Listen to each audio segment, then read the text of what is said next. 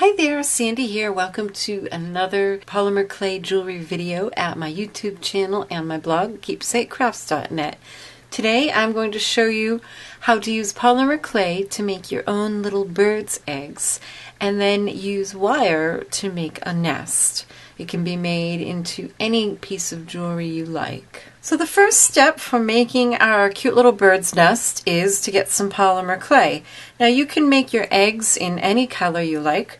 This one is Sculpey Souffle Robin's Egg, and it happens to be just a perfect robin's egg blue. Now you can make your eggs out of just a solid color, but it's kind of nice to add some inclusions. And you'll see them in this one, that they've got a bit of a speckle to them, and it's really simple to do that. So here is a quarter block of polymer clay, and I'm going to actually just take a quarter of that, and then I'm going to roll it out flat. Now there are a few different things that you can use for inclusions in your polymer clay. One is embossing powder. This is used in card making and scrapbooking, and you don't need very much. I have here this little scoop. It's about a 64th of a teaspoon. Here's an 1/8 of a teaspoon. And about 4 of these little ones. This I think came in a thing of stevia. Just a little tiny amount, a pinch. And you just sprinkle your powder on, and then you can just fold it up and mix it in. And what you end up with is something that looks like this. And if there's any little bits that escape as you're mixing, you can just roll them in, and you get kind of a fine speckled texture. Now if you don't have embossing powder, you may have poppy seed in your kitchen, and you can use about twice as much poppy seed because they're bigger, so you need more to get the effect. And you can see here's one that I've mixed in 2 of those scoops of poppy seed, and you get the bigger chunks. So here's a side by side. Here's the embossing powder, and here's the poppy seed. But what I've decided that I'd like to do is actually have a little bit of each. The bigger chunks, the finer bits, and some clear areas. So I have a little snake of each. Embossing powder, poppy seed, and just plain. And then I just rolled each one into a snake, and then you can just roll it out, twist it together a few times, fold it. Do that just a couple times. Roll it out, twist it,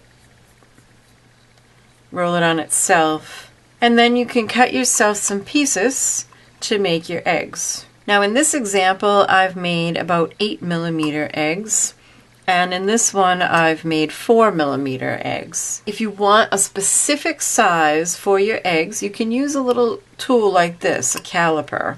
So let's say I'm going to go right in the middle and make 6mm eggs. I'll set that at 6mm. And then I'm going to roll out my log so it's about that dimension, and then I'm going to cut it into pieces that are about 6mm, and that will give you 6mm balls. Now to roll these smoothly into a ball, you just put one in your palm, put your other palm over, and just roll in circles, and you'll get a nice smooth ball. If it's a ball and not an egg shape, when you're done, you can just roll it with your fingers, just very, very lightly on one end to get yourself an egg shape. Now it's a good idea to let these cool a little bit before you make the holes. You can put them in the freezer for 20 minutes or let them sit overnight to firm up because they will distort a bit. You just take a needle tool, and notice I'm making the hole towards the bottom of the egg so that when I wire them into my nest, they can kind of stand up. I can arrange them at different angles. So you just use your needle tool, press your hole in. You can kind of fix your shape if you distorted it. And then those are ready to go onto an index card and be baked, and you'll have your little egg beads. And here are a few that I made earlier. Now you can see that the shapes aren't perfect, but remember that you're only going to really be seeing a portion of it above the hole. Then to make your nest, you'll need some wire. 20 or 22 gauge wire is good. This one was done with 22 gauge square silver wire, and this one was done with 20 gauge brass colored copper wire. And for this one I'm going to use 20 gauge copper wire, and you can just leave it on the spool, that way you don't have any waste. You'll need about 1.5 yards to 2 yards depending on the size you're making. So you're just going to slide your beads onto your wire, and if your holes got a little bit smashed, you can always go back in with a drill. Now you want to leave a bit of a tail, somewhere around 5 or 6 inches is fine. And then you're just going to bring this around into a loop. Just make a bit of a circle. And then you're just going to keep doing that with the wire. Keep going around and around in a circle. This is a very inexact thing because we're just making a little bird's nest, so it's nothing that requires any precision. And you can just use your fingers and keep making circles. I'll just pull a little off my spool. And you probably want to go around six to 8 times. And at first it looks like an utter mess, but just keep going around. You can kind of reshape it with your fingers. Keep going until it starts to look like a bit of a nest. And when you find you have a shape that you're starting to like, go ahead and take that tail and just tuck it down through the wires. Grab a pair of pliers and give that a pull.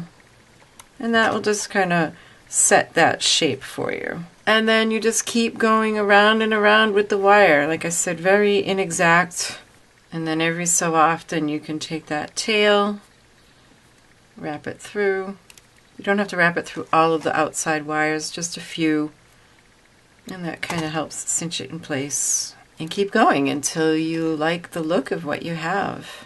Now there I cracked my bead, I pulled it right off. So I'm just going to set that aside and wire it back into the nest when I'm done. So I'm going to stop there. I think that'll be good with that one. It's a little bit of a wonky nest, I kind of like it. I'm going to cut off about a 4 or 5 inch piece.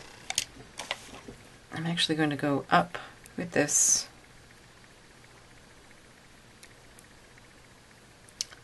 Slide my little egg back on. And go back down. Be a little more careful this time. Be careful not to pull too hard. And now on the back, kind of just keep circling around with this. And then take your tool and tuck that wire end in. And I think I'll do one more wrap around here.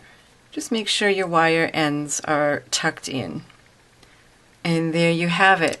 Now this would be really cute to add a couple jump rings and add it to some beads for a bracelet. You could make a couple of bitty ones, make them even a little bit smaller than this for earrings.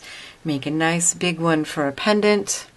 It's a really fun project for the springtime. Thanks so much for watching Keepsake Crafts videos. If you like this, please be sure to give it a thumbs up and share it with your friends, and make sure you have subscribed to my YouTube channel so you'll see more like it. I upload videos every Monday, Wednesday, and Friday. You can follow me on Facebook, Pinterest, Instagram, and on my blog, keepsakecrafts.net. Happy creating. Bye-bye.